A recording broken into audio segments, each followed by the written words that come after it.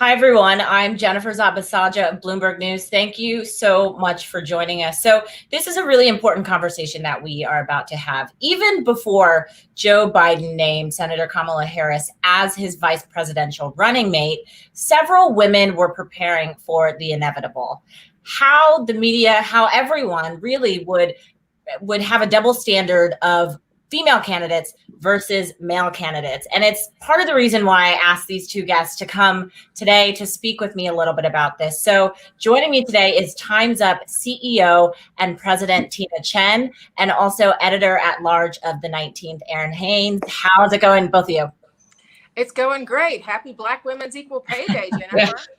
It's August. That's the point. It takes this long for Black women to earn what white men make. Yes, it's something that I do want to get into with both of you. But Errin, I wanted to start with you first. Even before Senator Harris was named as the vice presidential pick, you spoke with people who said a Black candidate was a requirement, not a recommendation. Can you just tell us, in your opinion, what does she bring to this ticket? Yeah, well, I mean, obviously, this is a historic pick, with her being the first Black woman, the first woman of South Asian Indian descent being on this ticket. But really what she brings is a combination of her qualifications and lived experience to the ticket. You heard her alluding to some of that yesterday, giving a nod to the heroic and ambitious women that had come before her. But this is somebody who, has already been a trailblazer in her political career. And as we sit here today, is the highest ranking Black woman elected official in the country. And so, I think that we have seen her also making history with lone Black woman on the campaign trail in the 2020 Democratic presidential primary. And, in this pandemic, has been somebody who has centered marginalized communities, raising issues about, unemployment benefits, eviction moratoriums, asking for, racial data in terms of this global public health crisis, and how Black folks who we know are being disproportionately affected by the coronavirus, having that in writing, and so that those resources can be appropriately distributed to those communities. And so I think those were really among the criteria that Joe Biden was considering, when he was trying to choose from among the very qualified, capable, and talented women who were on that list. Yeah. And Tina, I want to ask you, what was your reaction to seeing the two of them for the first time yesterday? Well, it was thrilling. I would say this is a historic moment for our country, even regardless of your party affiliation. This is real progress, and to see a Black and API woman standing up there, along with, an incredible man as a leader, Vice President Biden, who's going to lead us out of this pandemic crisis, economic crisis, racial justice reckoning that this country is going through right now. We need these two leaders who can combine their talents and address all of those issues. But mark my words, we know what's coming for her. And as we are saying at Time's Up, we have her back, because we know what is coming, and it has already happened. It just, it doesn't take even an hour for the racial misogynistic attacks to come her way. And we're not going to stand for it as women leaders in this country. Yeah, and your group at Time's Up was very immediate to come out with We Have Her Back. Tell us a little bit about how it came about and what exactly you're planning on doing throughout this election season. Well, for the last couple of weeks, we have many women leaders have been talking, because we've lived this movie before. We have been here before, where we've seen what has happened to women leaders, and they've been attacked. And we weren't going to stand for it and let it go by unanswered this time, because when it happens, when women are called nasty, or their ambition is denied, or they talk about what they wear, we don't see women as leaders then. And it's not just as leaders of our country, it's leaders, as a CEO of a company. It's the restaurant manager, the server who wants to become a restaurant manager, doesn't get seen in that leadership position. So this affects our entire culture. So we aren't going to stand for it anymore. We're going to stand up and do it. We issued a memo to editorial rooms last Thursday night. It didn't take 24 hours last weekend for the New York Times to run a headline about wrist corsages and the vice presidential, selection, and the LA Times to liken this to The Bachelor. And then you now see, in less than 24 hours, the attacks coming at Kamala Harris. The other thing that happened in the last 24 hours was the Speaker of the House being called the B word and the GOP leaders letting that go by. This is all about demeaning and trying to bring down women leaders so that we aren't able to ascend to leadership. And a lot of the misinformation is really spread through social media, right? And then it just gets picked up and amplified. Errin, I wonder, as someone who works in a newsroom, what are ways that, people can, fairly criticize some of these female candidates without actually adding to a lot of the noise that is out there? Yeah.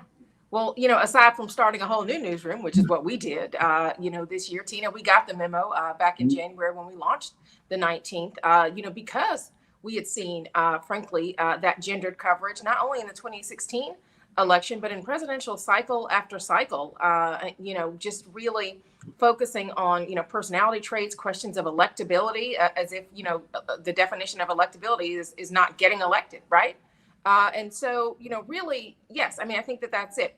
Focusing on qualifications and really just taking a moment to think, before asking women candidates, whether they're running for president or anywhere up or down the ticket, is this a question that I would ask a man that was running for office? And if the answer is no, then, why is that question being posed to the woman that is running for that office? And so I think that that's a starting point. But I also think that, frankly, part of the problem, which, we are certainly attempting to be a solution for at the 19th, is the reality that 3/4 of the stories that are written and the gatekeepers who are doing political journalism are white and or male and or both. And so when you have that, it is at least part of the explanation for why these narratives persist. But you are seeing so much pushback both inside and outside of newsrooms to really kind of make sure that these kinds of tropes and these kinds of narratives have no place in the 2020 election and beyond in our political journalism. Yeah, and it's important too, Tina, I think, to mention We Have Her Back is bipartisan, right? It's not just about Kamala Harris and the Democrats. You also have people on the Republican side who are supporting this, right? Oh, absolutely. Let's be clear, gender discrimination and misogyny knows no partisan line. It happens in, all across the spectrum. And when it happens, we're going to call it out because voters need to understand what they're seeing. Some of this language is so coded, they don't even realize it. When President Trump calls Kamala Harris phony, it sounds like that's not a sexist word, but guess what? It actually plays into the idea that she's a phony because women don't belong running for leadership, right? It is sending that message. And it's sending that message not just to Kamala Harris, it's sending it to our daughters and to our sons about how they see women in leadership. Mm-hmm. And that's why culture change, deep culture change requires us to call this out so the voters see it and understand it and are informed when they make their vote this November. And that beyond November, we begin to see women leadership for what it is, which is we deserve to be there. We deserve to be in the White House. We deserve to be at the top of these companies. And our country is going to be better for it. And finally, just to both of you, do you worry? We're living in this age where cancel culture, right, is such a huge thing. Do you worry that, this could lead to maybe people trying to cancel out certain people and fueling that even more? Or I wonder what your take is on that. Well, at least at Time's Up and at We Have Our Back, we're focused on what words are being used, right? And change your language and change your viewpoint. We want you, to news editors, to actually think more and use different language, not exit the stage. And we want people to be thoughtful. So we're focused on the words, on what's being used and what's being said, and do better. And we're not saying don't criticize folks. As Errin said, right? Talk about the issues, talk about her record, right? And if you disagree with those, have at it. But don't talk about her clothes. Don't talk about her personal past. Don't talk about, her husband. And don't, even if you think you're cute, don't make allusions to The Bachelor. Do not do that. Yeah.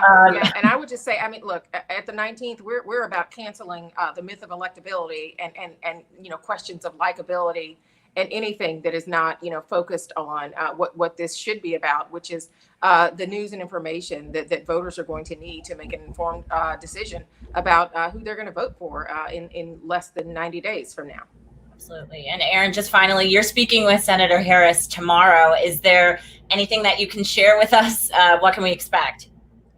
Well, I think that you can expect a robust conversation. We expect that our conversation with Senator Harris, which is going to be our final keynote at the end of our virtual summit, that has already been spectacular and has been going on this entire week to really recognize the upcoming centennial of the 19th Amendment, for which our newsroom is named, but obviously with an asterisk for the omission of the Black women who were excluded from access to that franchise for another 4 decades until the passage of the Voting Rights Act of 1965. And so, we're going to have an extended conversation with Senator Harris around a range of issues, including, why she, the case that she made for why she was a fit for this role, what she plans to bring to this ticket, and frankly, those questions of race and gender and her response to them, among other things. So I hope that everybody will tune in. It's going to be tomorrow at 2 p.m.